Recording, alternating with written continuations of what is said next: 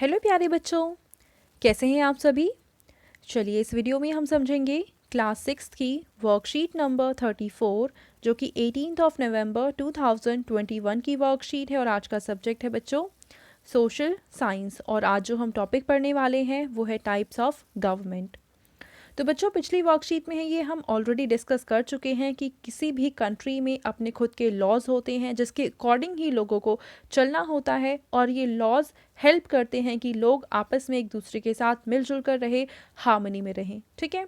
और यहाँ पे कुछ जो गवर्नमेंट होती है उनकी रिस्पॉन्सिबिलिटी होती है कि वो इन रूल्स एंड रेगुलेशंस को खुद भी फॉलो करें और इम्प्लीमेंट भी करें इन रूल्स एंड रेगुलेशंस को कंट्री में और लोगों के लिए, और काम करें लोगों के लिए।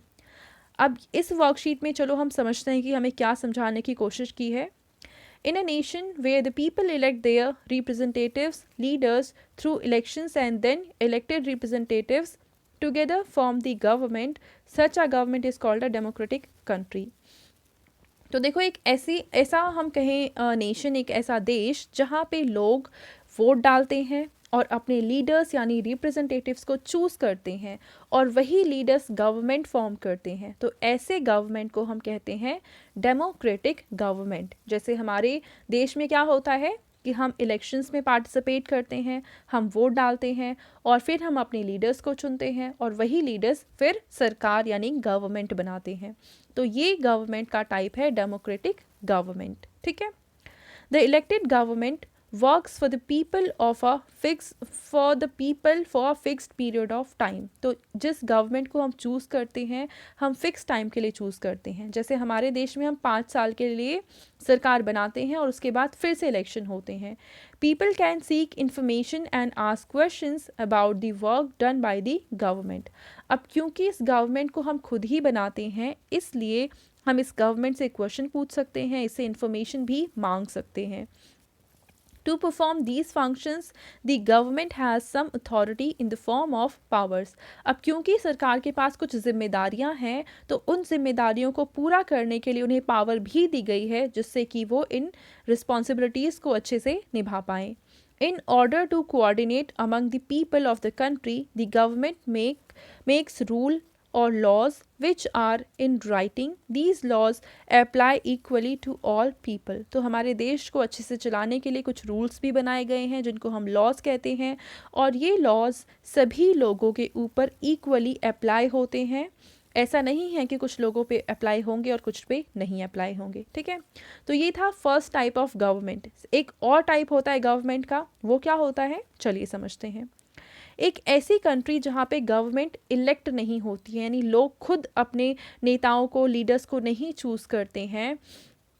The right to make all the decisions in the form of government lies with only one person called king और क्वीन। और वहाँ पे राजा या रानी होते हैं जो सभी तरीके के डिसीजन लेते हैं। तो वहाँ पे क्या होता है, द किंग और queen chooses the next king or queen from among his son and daughter or any person of his own free will.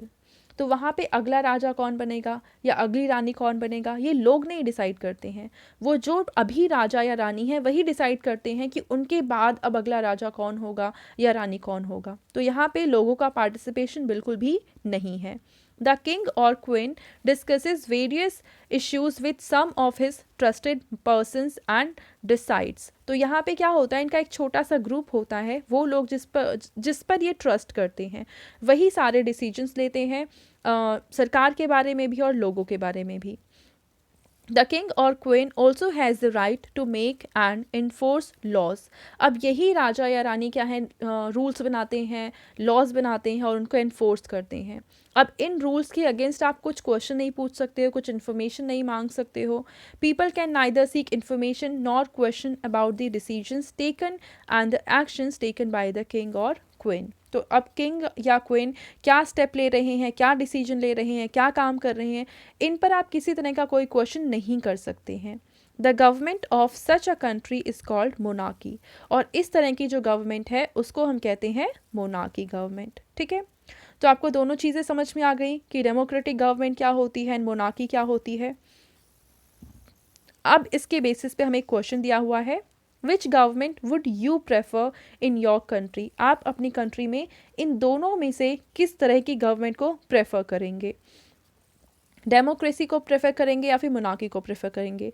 Give any 2 reasons, और इसके लिए आपको 2 रीजंस भी बताने हैं। तो चलिए इसका आंसर हम लिख लेते हैं।